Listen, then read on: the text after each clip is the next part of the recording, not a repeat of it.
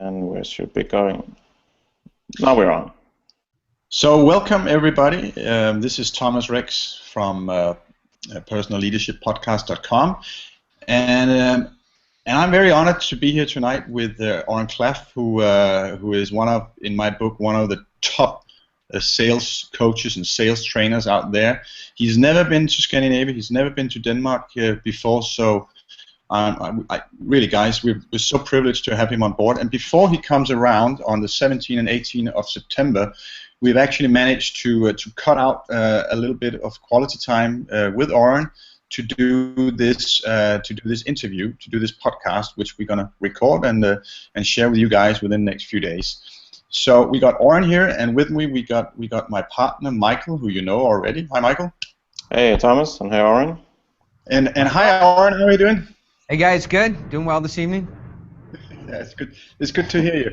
So Oren, you're coming to Denmark, and we feel very privileged, and we look much forward to introducing you to our audience, and I know that you look forward as well, because this is a territory that they don't know what's waiting for them. So Michael, he's a huge fan, and he's prepared a lot of interesting questions for you. So, Michael, take it away. Well, actually, I'd just like to mention that when Thomas mentioned your name as a potential speaker for the first time, I considered trying to talk him out of it, because I was like, well, I'd rather keep all this sort of my secret in Scandinavia. But then there was this voice on the right shoulder that got me on better thinking. So I'm really looking forward to this and to you coming over. I've been studying your material since the book came out and the home study course, and I think it's something that every entrepreneur, business owner, or really anyone that has social interaction, I guess, should go into your material. So I'd like for you to just talk a little bit about your background and how you came up with this system of pitch anything. Yeah, sure. No, that's a good starting point. I think, like most people who have developed something new, innovative, provocative, leading edge, thought leadership, they were forced into it by circumstances. And I had a business partner, I would say 5, 6, 7 years ago, who really put me in difficult situation, in that the way we conducted our business, I was the guy who raised the money or had to go out and do sales, and he was the guy who got the deals. And so he would give me 35 days to go raise $6 million. Go find $6 million out of the blue for a project. That's normally something that would take 3 or 4 people 90 days. So his proposition was, either we lose $2 million or you go find $6 million for us in 35 days. And I would say, Russ, that takes 4 people 90 days. How is one person going to do it in 35 days? And so he had some really good advice to me. He said, go figure it out. So Pitch Anything is a result of having to figure out how to do 4 times as much work in a third of the time. And so you can see that's the Pitch Anything is the result of a deep dive into that problem. Yeah, and what I really like about your material is how chunked down that it is and how simple you've made it. And I'm curious if you see it the same way that I see it, is that a lot of the great sales gurus out there, that I and a lot of people get the sense that they get their results from their personality, their confidence. But I think one of the strong points with you is that people don't really need the confidence as much, because it's narrowed down so much. It's so simple. It's step by step.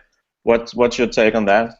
Yeah. So I think the difference when I look at guys who teach selling, right? A lot of it is based on rapport, right? Generate good charisma inside yourself, so you can get rapport with the buyer, okay? And then the buyer will like you, and he'll buy because he likes you. Yeah. Right? I think that's the basis for most sales programs that I see. Because I mean, if we can go to a high level for a minute, maybe we'll touch on this on the webinar as well. The job of, if you're in business development, if you're a CEO, if you're in sales, these are all kind of sales positions. If you're in wealth management, if you're a business owner, right, you have to sell stuff. And the job of selling stuff is explaining features and benefits. All right? But most people's structure is to come out and say, hey, we have a gizmo, right? We have a ball bearing, we have a camera, we have a concrete service, we have a construction company, we have a service or a product. Here's its features, and these features are better than the competition, and here's the benefits. That's a traditional sales process, right? Sure. Once the buyer hears features, benefits, differentiation, what does he want to know? Price. Right. Okay. Nice. Exactly. Once he knows price, he does not want to talk to you anymore. That's why you want rapport, to keep him talking to you when he wants to leave. All right? And so that's the traditional sales model. For me, I don't care about rapport because I think about what human beings respond to. We're going to talk about that in the webinar, but I'll just give you one example. People want what they can't have. That's a general function of the human condition.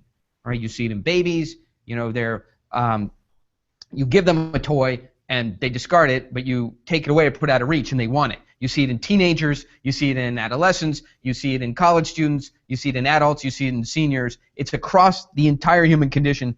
People want what they can't have. So if you develop your pitch, you know, or your sales presentation to take advantage of how humans work, not around features and benefits or information, but if your pitch is developed to take advantage of how human beings respond to one another and how they are brought in to want things, then, as you said, you don't need charisma, you don't need rapport, you don't need to be good looking and tall and handsome like yourselves, right? You just need to have an excellent presentation. And so I help many people in Silicon Valley. They're engineers. They can be foreigners from India. They don't speak English so well. For them, they don't have the benefit of sort of European, American charismaticness, right? They just have to give a great presentation that compels the buyer to want what they have. So a lot of what we do is show people, you know, without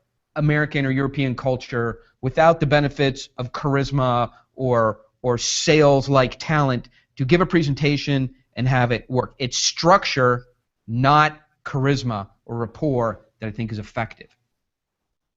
That's also why I think that your material will fit so well in Scandinavia. So it'll be very interesting to see the response. I'm also curious, how much do you feel that mindset plays a role in selling and persuasion and pitching? So for me, I mean, what I've discovered is you're totally different from sort of positive energy thinking. A lot of, I don't think you need to have a positive attitude. I don't think you need to be sort of emotionally charged. I don't think you need to be up or down. And to me, none of that matters, right? Your mindset, and I guess there's two areas of mindset, but if your presentation affects how human beings emotionally react to products and services, right? It doesn't matter if you're happy, sad, positively charged, emotionally up, get rapport, looking for charisma. None of that is important. Right? Really? So I think the great thing about the way Pitch Anything works is you don't have to have a positive mental attitude. You don't have to be up. You don't have to be supercharged. You don't have to be a go-getter. You just have to give a great presentation. Now, there's another piece to mindset.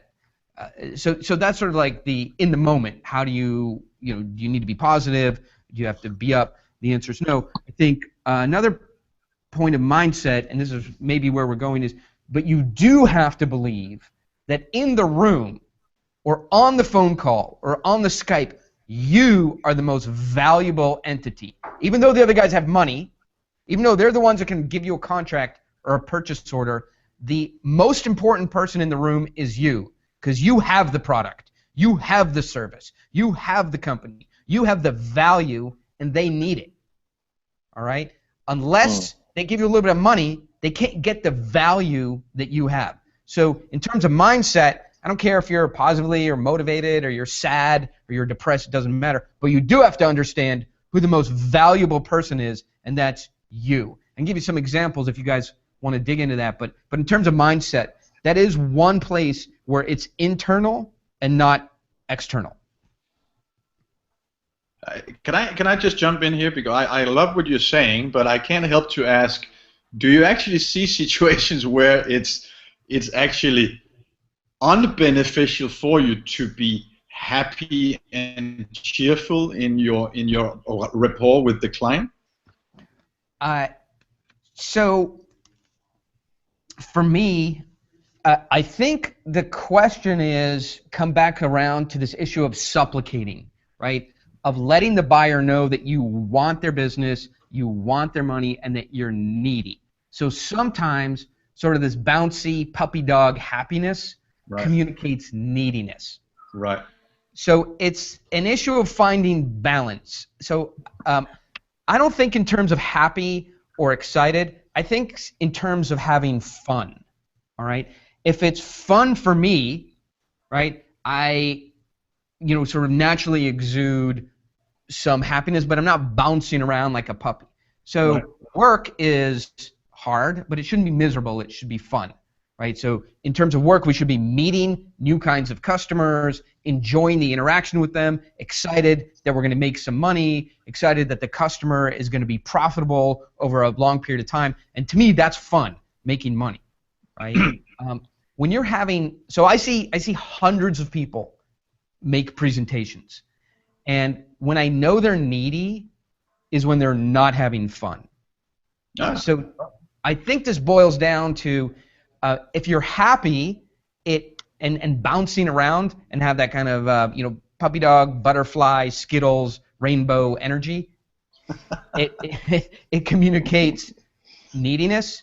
If you're having fun, it communicates strength, stability, not neediness, and that we have the product and service, and if you don't behave as a buyer, we'll leave and go sell it to someone else. Okay? I mean, this isn't an app that you download, right? When you're out selling, it takes your time, your energy, it costs. So you better have a good buyer, otherwise, you should let that buyer go and go find a good one where you can, have a good time and have fun. So fun, to me, and enjoying yourself communicates non-neediness. Being happy and bouncy communicates neediness in general, if that's helpful. Yeah. Absolutely. It's very much a power game you got going here. I like what you're saying, and I know that it works, but it also takes some how should I say it takes some guts, right? It's quite ballsy to have that attitude when you're out there, right? So listen, in some ways, I want to talk about the difference between selling and making a presentation and pitching.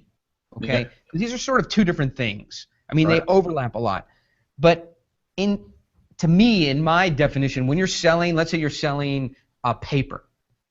Okay, you can go into the customer. They need paper today. They need paper tomorrow. They need paper 6 months from now, a year from now. And it's not as high stakes because they may say, "Hey, Michael,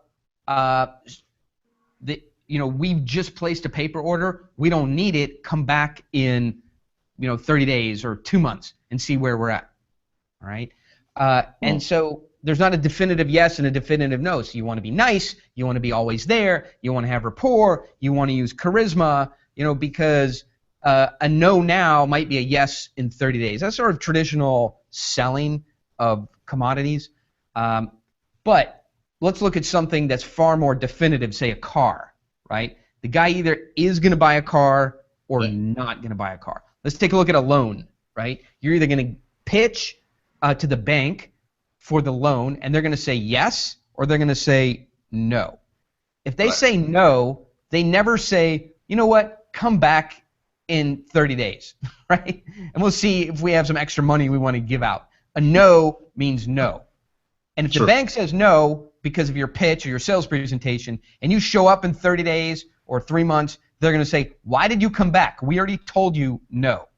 So Right. a pitch is far more binary, right? There's a decision at the end of it. And in the world I live in, the reason I care about this stuff so deeply is that decision many times can be made in the first 10 or 15 minutes of them meeting with you. So the whole universe relies on, the yes or no deal-making universe relies on 20 minutes from the time you walk in the door. You better take advantage of that 20 minutes and not waste it. Perfect. And by the way, I just thought for the last 2 minutes you were talking about dating, but it's actually funny because I've recommended your book to a lot of single guys and say, hey, read this to get 2 different areas where you can and need a lot of help. So, I mean, we can talk about it in context if people can relate to that. In some ways, if you think about, and I don't know where, and where we're gonna go when I come visit you guys, but if you think about like a high energy charged nightclub, okay, and you just sort of put everybody's been in one where people are dressed beautifully, they've prepared themselves, it's like night out, and it's sort of this high stakes environment. In those universes, if you think about like a guy can either get all the girls or none of the girls, right? It's very binary. So in those high stakes environments, people make decisions very quickly, and the buyers like a certain kind of seller or they don't. They don't warm up to sellers in conditions. So if your presentation or pitch is directly syncopated to the mind of the buyer and pulls the levers that causes them to want what you have, then you can succeed. If your pitch very early on shuts those levers down and they're become fearful or can't understand what you have, or it's not attracting them, then they shut down and they don't buy. So I see this world not in sales in terms of incremental convincing, but very fast decision making by the buyer, whether they want what you have or they want you to go away. Makes good point.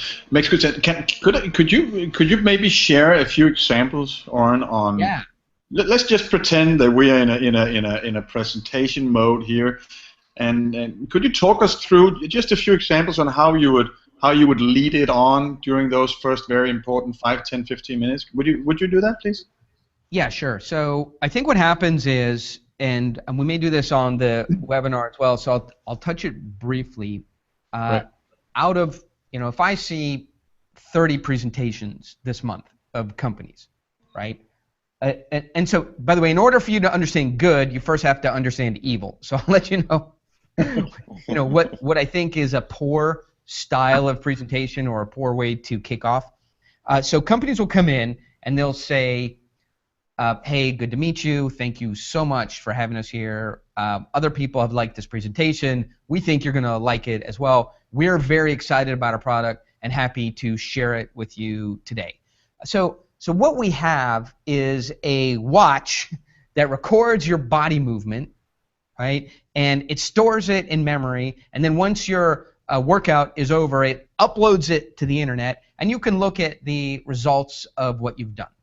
This will let you know where your workouts are ineffective, right? And therefore, your workouts can be adjusted and you become stronger, faster, better looking, more handsome, tan, and able to leap buildings in great bounds. So those are the benefits. We only charge $259 for the basic product, right? So that's the usual presentation that I see. So if we think about what I just did in terms of mechanics, right? So I walked in the room and I said, thank you for allowing me to come here. So the first words out of my mouth reduced my status.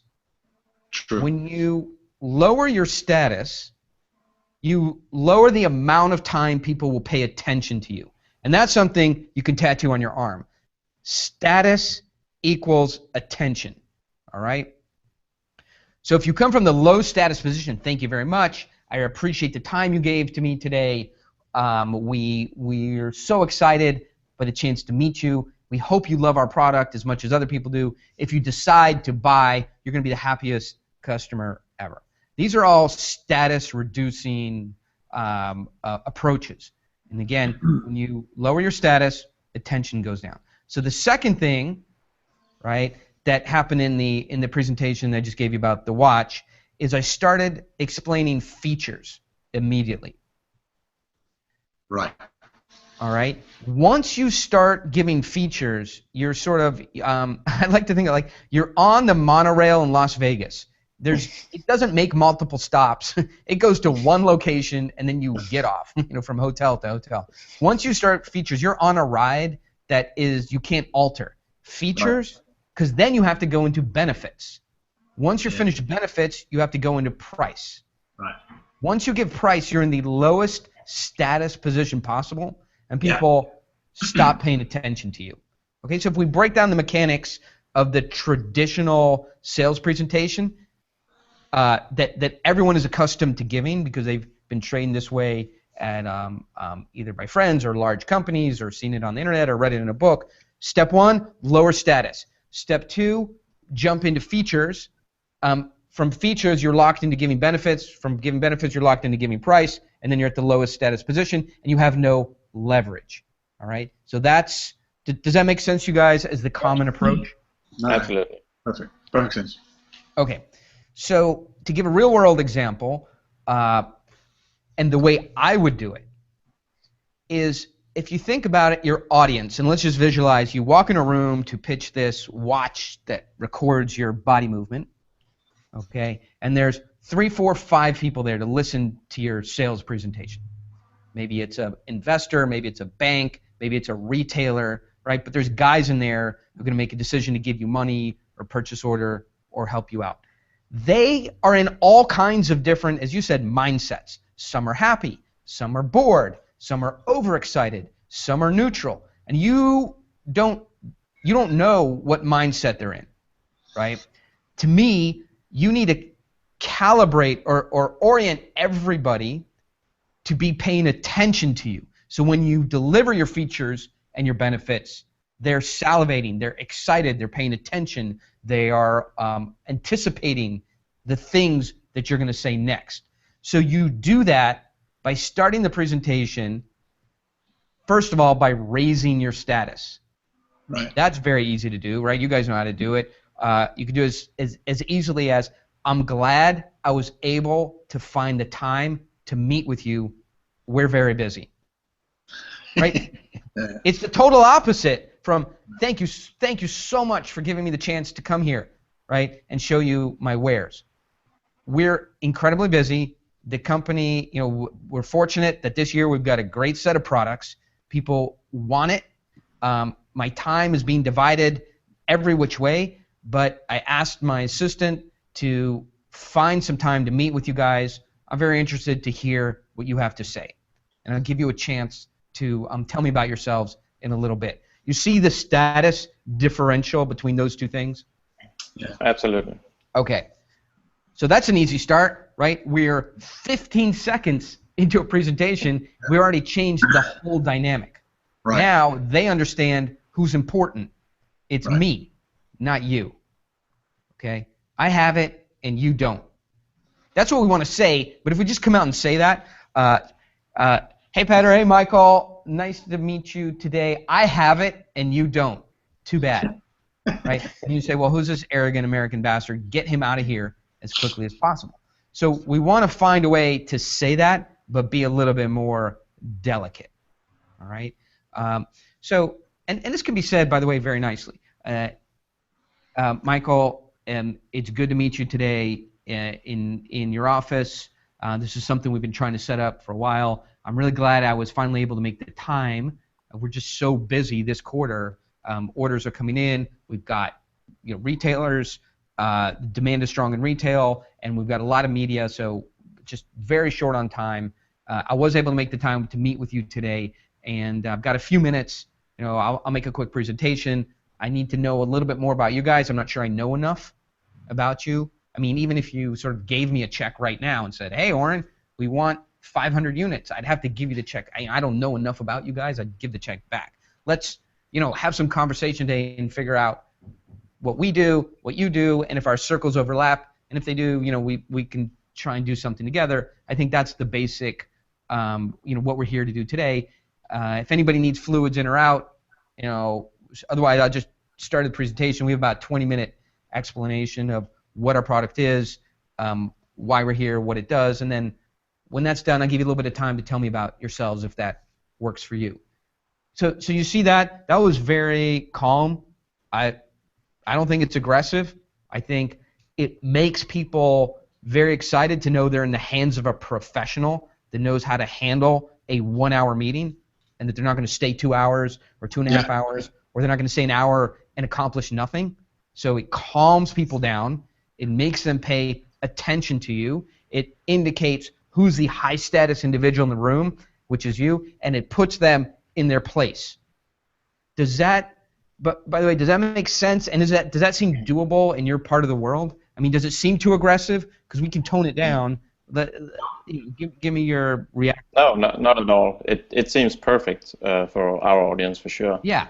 I'm not sure about your Apple story. If you want to share that one, where you you cut the apple in half, as I remember it. Yeah. So I think if there's 5 levels of sophistication, right, in terms of people doing the kind of stuff that we're talking about. So the stuff we're talking about is raising your status, what I would say is level 1, right? Mm-hmm. And communicating to people that they are secondary in importance to you because you have the product and you can leave without giving it to them. So that's level 1, right? Level 2 is lowering their status. So it's a little bit more sophisticated, right? I would say level 3 is creating leverage for yourself. The leverage is created by giving an amazing presentation, one that the buyer wishes they could give for their own product. You wow them. So when the presentation's over, they go, holy hell. And they like, at the end of my presentations, it's a sales presentation. People applaud like they're at the opera. They're like no, please. Right? So level 3 is giving an amazing presentation that creates leverage for yourself, right? Because it makes people respect you, makes your status go up. Level 4 is using that leverage to push the buyer away so they come back forcefully and want what you have, right? So you use the leverage to give them a test. Is level 4, and level 5 is what you're talking about with the Apple, which is the social dynamics. Getting inside of people's heads, inside their frame, breaking up the way they look at the world, and taking control of how the buyer sees the world, right? You give them the window to look through. So 5 levels. So I think the question you've asked is about level 5, right? Absolutely, how do you? But by the way, does that make sense from a standpoint of, learning about? So for people who haven't read Pitch Anything yet, does that make sense of how you get into this world in terms of controlling the buyer, raising your status, lowering their status, amazing presentation, getting leverage, using that leverage, and then level 5 frame control? Absolutely. So if we go back to the Apple situation, what had happened is I was giving a presentation to a buyer or an investor who was acting in a way that was unfair. Okay, he wanted more, in my view, than his fair share of the deal, and he was taking the position that his money was the most important thing, and that my deal was a commodity.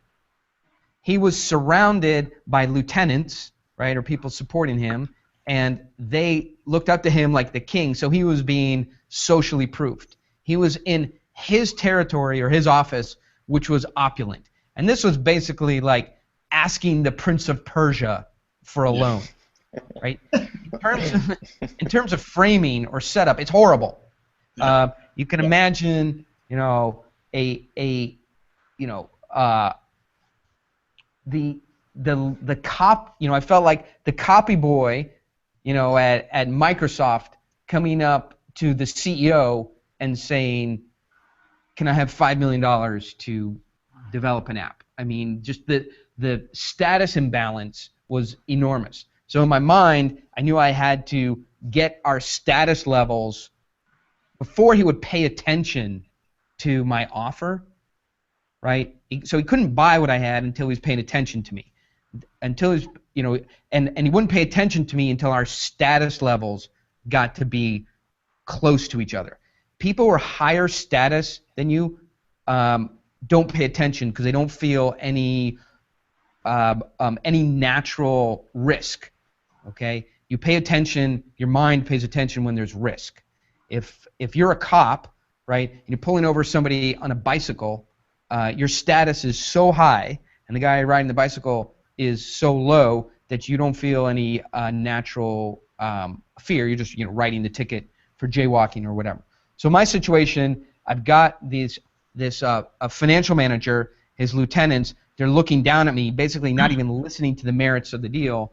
And I saw that he had an apple, as you intimated, on his desk, right? And I looked at the apple, and I knew it was going badly, and I had to get status alignment. So I grabbed the apple, cut it in half, and I said, "This is how we do deals, fairly. We offer our partners half, and we take half for ourselves."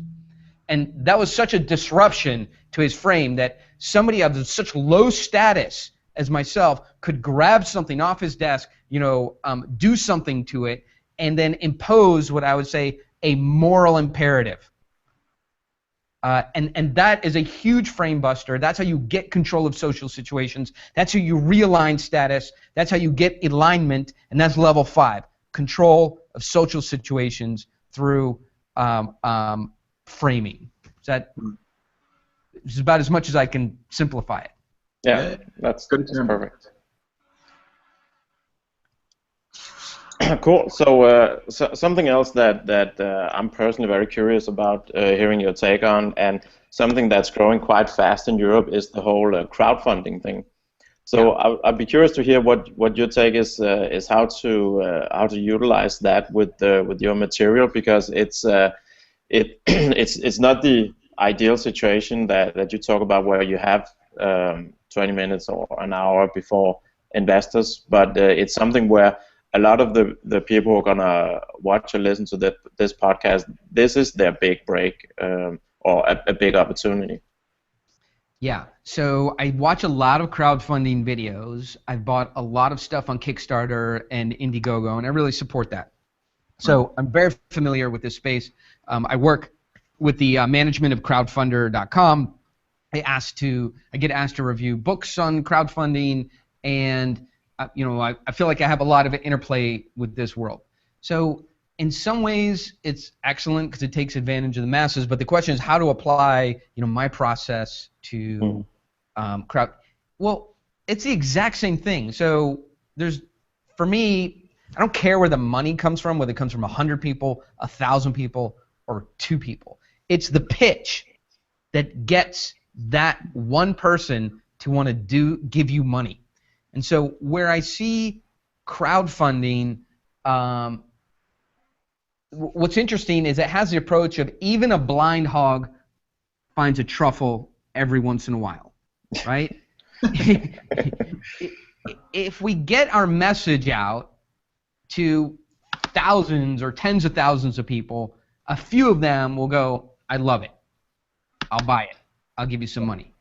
The issue is I'd like to focus on the message. So if you leave this podcast and you go watch 20, 30, 40 Kickstarter videos, they all follow the same basic sequence, which is we noticed a problem in the world that it's something we wanted to work on, so we created the gizmo. We created the cooler that keeps the beer, that cools the beer faster and keeps it cold longer and opens it for you automatically, right? Oh, they did that one? So I think what they Yeah, there is that one. I saw it the other day. I'm going to buy 2 of them because that sounds terrific. So they go from who I am to what it is to features, sort of within 30 seconds. And they don't take advantage of, so if we pause here, think about the human mind, right? The human mind, and this is my job, I believe, to show people how to pull on the big levers of the human mind. The human mind is basically constructed to detect movement, all right? And it thinks about change all the time. Because why? The human mind is designed to protect you from and keep you safe.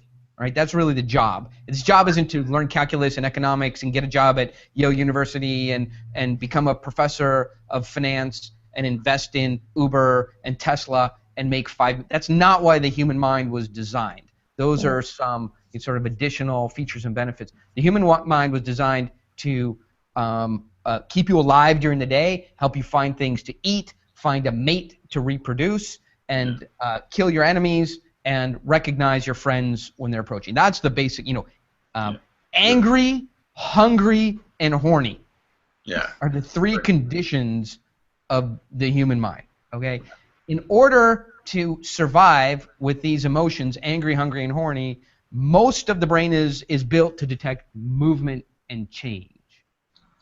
And so if you want somebody's attention, you want to raise your status, you want somebody's attention, in my thought process, you have to show them how the world is changing and that there are stakes. So tying it back to Kickstarter and crowdfunding and Indiegogo and these kinds of things, where they miss is introducing to the watcher what's changing the world that makes their invention relevant, important, exciting, and necessary. So if you could just insert that into every Kickstarter campaign, how the world is changing, why that change is important, what the stakes are that makes that change worth paying attention to, and how our product is relevant in the new world order. Now you have people paying attention to you. Right. So that's how I think about crowdfunding in terms of lifting the reach of those crowdfunding presentations. Very interesting. I like it. Cool, yeah. Oren, you talk about nailing the hook point. I noticed there's something that I've been curious about. Could you talk a little bit about what you mean by that, nailing the hook point? Yeah. So I think that's good. I want to introduce this thinking about the idea of power, right? So power is very self-evident in transactions, right? So when you, let's say we're selling, give me an example of something somebody in your audience might be selling. Coaching. That's a lot of coaches. Right? Coaching or teaching. Coaching. Right. So you're saying coaching. Give me on what subject? Let's just say personal leadership coaching, or How about we choose something I can relate to, like fitness conditioning, right? That's one. Let's do that. So getting in great physical shape so your mind is sharp, acute, and able to interpret the things that are happening in the world in your high-pressure job. So fitness and conditioning. Cool. So you sell fitness conditioning and coaching. Yeah. And you get a meeting with the CEO of a 300-person company that's having a lot of stress. And he's not working out, he's not eating right, and his health is starting to deteriorate, and that's starting, to manifest itself in the business. When you go to that meeting, you have very limited power, right? I mean, in some ways you have all the power because you have the coaching and he doesn't. And that's a mindset you have, right? But power is really with the guy who can write the check, right? Now, let's say you give a great presentation.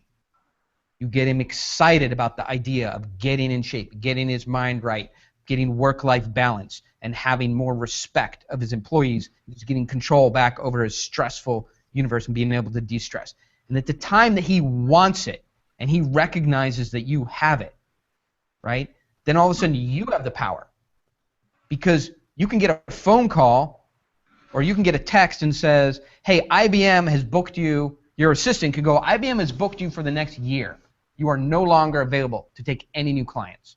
So you would say, hey, Michael, oh, are we still on? Yes. Can you guys still hear me? Yeah, absolutely. Okay, good. The screen just changed over. Right, sorry. Right, so I could be pitching you the fitness coaching, right?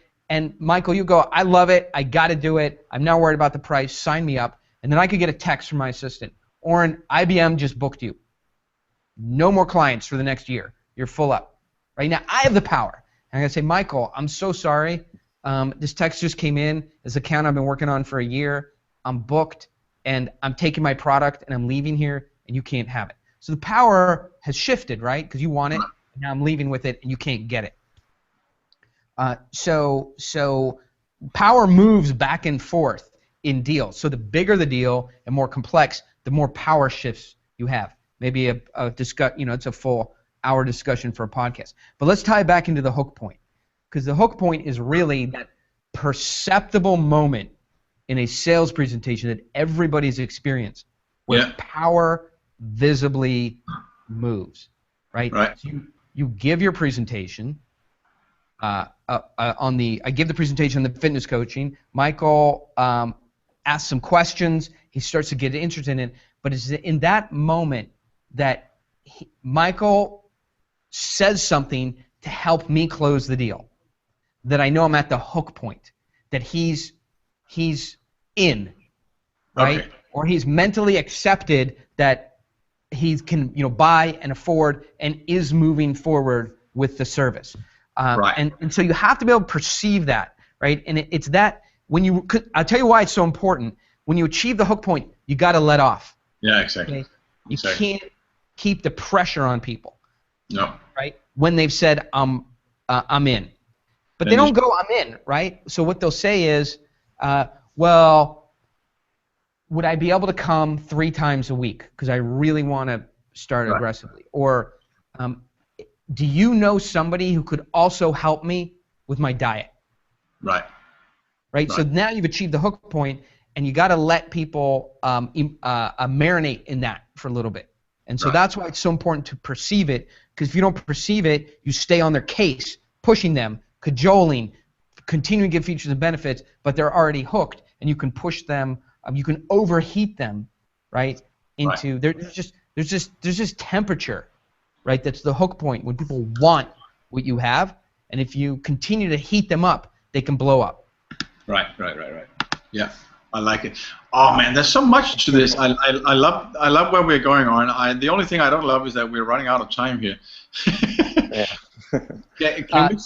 So I can be a little bit long-winded, but these are important topics that thinking about the human condition as it relates to wanting, buying, giving you money for what you have is, has some complexity to it. I'm trying to simplify it down. And I think that's the point of the webinar, right, is we can do this sequentially and take it step by step and get you, through warm, medium, and then hot in terms of your understanding of how this all works. I love it so far. I think I already learned a lot from this, and I've been reconfirmed in something, that I already know, and that's also, part of learning. Sometimes you need to hear it again from a fresh new angle and, revitalize yourself in your own pitch. I love it. Well, that's something, I don't like to read people the book, because they can do that, right? If I'm going to be live, in person, it doesn't make sense for me to read you the book like a children's story. What I like to do is go further and actual examples, right? Sure. How do we pitch this situation? We got stuck here.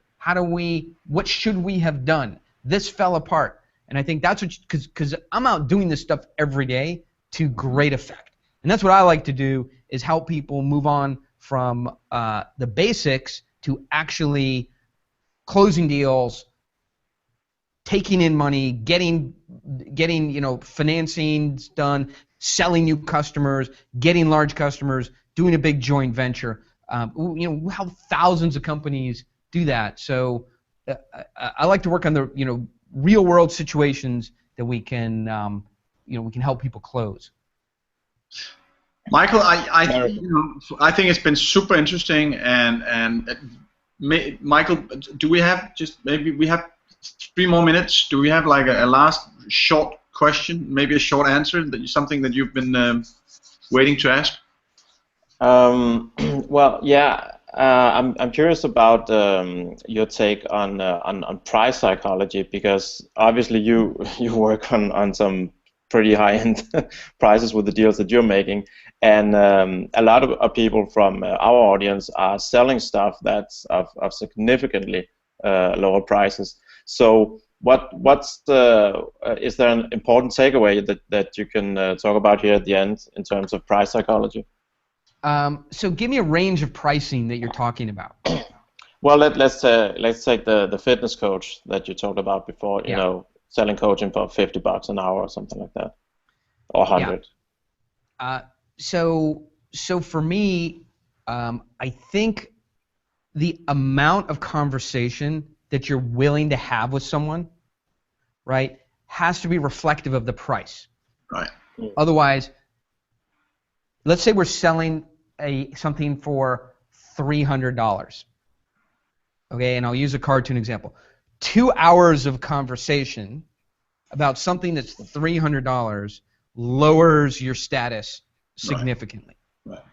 Yeah. So what I think, for that kind of sale, you give a really, really powerful 8 to 10 minute pitch. Right? Then the big idea, how the world is changing, what the problem is, what your solution is, how it works, the value proposition, the benefits or the upside, the downside protection, what you're sure to get no matter what. All of that. Okay? The pitch. At the end of that, you don't say, are there questions? Because for such a small product, you should have answered 95% of the questions in the pitch. Right. Okay? I understand if you're selling big data implementations of software that costs $15 million, there's a lot of questions, right? But you're selling, CrossFit coaching for $300, I think you can hit 95% of the answers to the questions in the presentation. Absolutely. Following that presentation, the time has to be managed very concisely. You need a time constraint in which you indicate you're willing to walk away. All right? The smaller the sale, the shorter the time constraint needs to be. Otherwise, you lower your status, right? When your status goes too low, then you don't have attention, and then you don't have the ability to close. When you don't have attention, you don't have the ability to close a sale. Does that make sense? So very, very strong pitch, answering 95% of the questions, and then a tight time constraint, and the willingness to walk away is what closes those low-dollar sales. I mean, I'm very clear on that. I've seen that thousands and thousands of times done correctly and then done incorrectly, and I don't think there's two different versions of it. Yeah, very cool. Okay, guys, it's been super interesting, Oren, and such a pleasure to finally talk to you, and I look immensely much forward to when you're around on the 17th and 18th, the 17th in Aarhus and the 18th in Copenhagen. Look much forward to hosting you, and that's for you guys out there listening to this podcast. Don't miss out. Don't miss out. Come around and check out what Oren's got to tell you. It's good stuff. It's the first time he's in Denmark, in Scandinavia. I promise you, it's not going to be the last. So I thought I'd throw in a word there. What I've seen, right, is the reason I like these environments. So lots of people call me up and say, Oren, I mean, from there we're going from your place to Geneva, and then we're going to Russia, and so people call me and say, Oren, come sit down with us and fix our presentation. I do that a lot, Okay. But what I like about these group environments is if you see 2, 3, 4, 5 presentations fixed in front of you, you start to see the pattern, right? If I do it for you, you get a glimpse of it. It's sort of like me giving you a fish, right? Not to overuse a cliche, but when you see it done 5 times, we're sort of teaching you to fish, right? That's what I like about these group environments is you see them, you start to, when you see it done the first time, it's like magic. The second time, it's like magic, but you're starting to see how the trick is done. At the fifth time, you go, oh, I see how he cuts the lady in half. I got it, right? And that's what I really like about the ability to do a bunch of these, at the same time.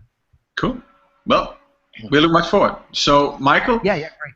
Will you, and guys, hang around, but thanks for now, Oren, and thanks for now, Michael, and you're in charge, so will you end it? Yeah. All right. Thank you very much, Oren, and I can't wait to see you in Denmark and see you do your stuff live. We'll see you there.